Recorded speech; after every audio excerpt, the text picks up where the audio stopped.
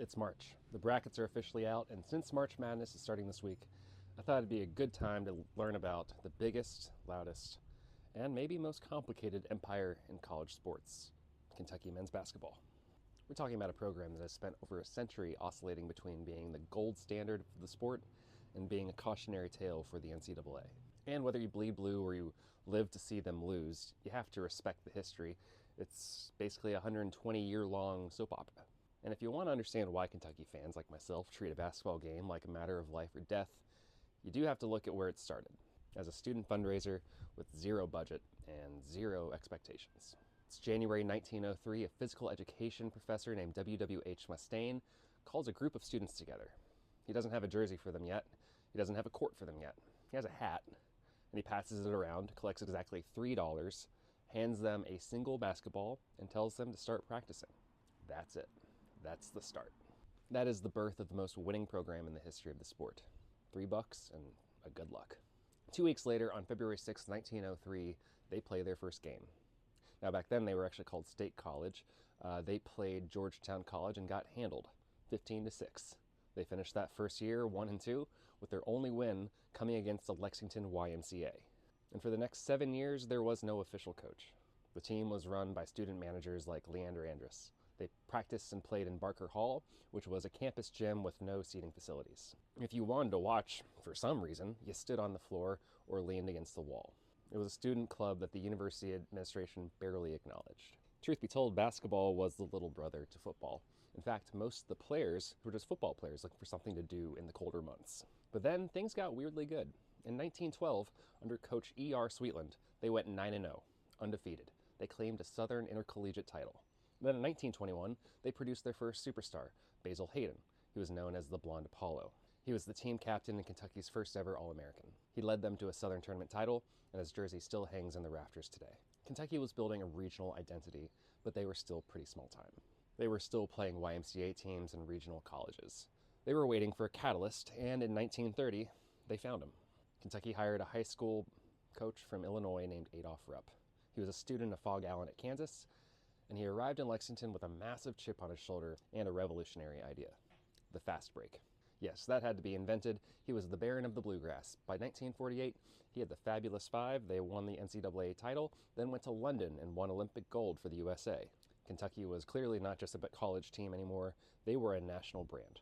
So they built Memorial Coliseum for nearly $4 million, which was a white elephant that skeptics said they could never really fill. They were wrong. The fans filled every single one of those 11,500 seats every single night they played. In 1951, Kentucky wins its third national title. But behind the scenes, a district attorney in New York named Frank Hogan was uncovering a massive web of point shaving. This was the first great crisis of college basketball. Hogan's investigation eventually revealed that, unfortunately, players from 7 schools were involved, but Kentucky was the crown jewel of the scandal. It turns out that Alex Rosa, Ralph Beard, and Dale Barnstable, 3 of the legendary stars who had built the Rupp dynasty, had been taking bribes from gamblers. We're talking about $500 to $1,000 per game to ensure that Kentucky did not cover the point spread. The most high-profile fix was a 1949 NIT game against Loyola of Chicago. Kentucky was the heavy favorite, but they played a strangely sluggish game and lost 67-56. When the news broke, Rupp was obviously in complete denial. He famously told the press that gamblers couldn't touch his boys with a 10-foot pole. He was forced to watch those words become his greatest embarrassment. Groza and Beard were arrested at LaGuardia Airport in New York. They eventually confessed to taking the money. They were banned from the NBA for life. And by the way, these were Olympic gold medalists and national champions, and suddenly they were pariahs. And the NCAA didn't just punish the players, obviously, they came for the program. The investigation found that Rupp had used ineligible players and provided improper benefits. The result was the first ever death penalty.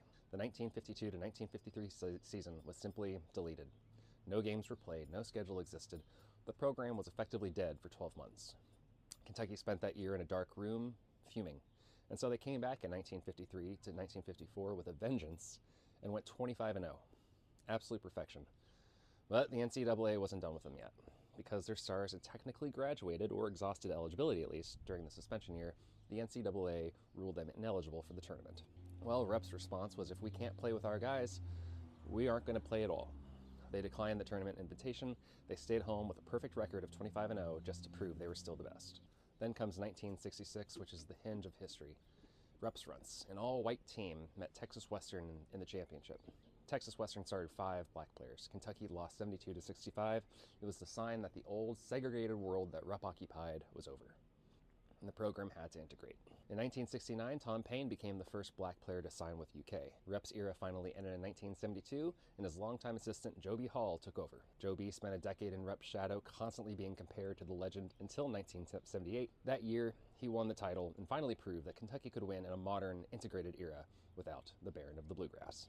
Of course, the peace didn't last. Fast forward to 1985, Eddie Sutton arrives from Arkansas. He's winning games, but the culture in Lexington was getting reckless again. The tension culminated in 1988 when an Emory air freight envelope popped open during shipping. Inside was $1,000 in cash sent to the father of recruit Chris Mills. The NCAA swarmed the campus. They found academic fraud, specifically involving a recruit named Eric Manuel, who had a suspicious ACT score. By 1989, the program was a smoking crater. Sutton resigned. The NCAA hit them with a postseason ban and a television ban and massive scholarship cuts. So Kentucky was back in the wilderness. Then Rick Pitino arrives in 1989 like a lightning bolt.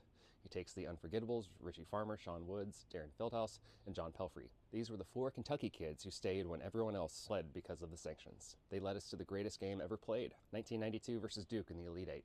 This shot. Christian Laettner. Kentucky loses in the most heartbreaking way possible, but that loss made the world fall in love with the program again. It led directly to the 1996 Untouchables, which was a team so deep they had 9 future NBA players. And then Tubby Smith takes over in 1997 and wins it all in his first year with the Comeback Cats. The mid-2000s were a strange period of decline, and of course we have to talk about Billy G years. From 2007 to 2009, Billy Gillispie was a ghost in Lexington. He was the wrong fit from day one. There are stories of him hiding from reporters in bathroom stalls to avoid questions, literally being chased around New Circle Road. The team missed the NCAA tournament for the first time in decades. It was really the only time in the modern era where Kentucky felt truly irrelevant on the national stage. Well, John Calipari arrived in 2009 to fix that. He leaned into the one-and-done model and turned Lexington into an NBA pipeline. He produced 47 draft picks and won the 2012 title with Anthony Davis, and for a decade, Kentucky was the center of the basketball universe again. But by 2024, the cycle repeated. We were tired of the early exits. We wanted banners, not just draft picks. And Calipari exits for Arkansas, which really is its own dedicated video because that story is just insane. And then Mark Pope, a captain on that legendary 1996 team, comes home. And you know what? Time will tell how we as a fan base will embrace that Pope hire. From a $3 ball in a tiny gym with no seats to the biggest stage in the world, Kentucky basketball is a cycle of winning, burning down, and rising from the ashes. Happy March Madness, and go Cats.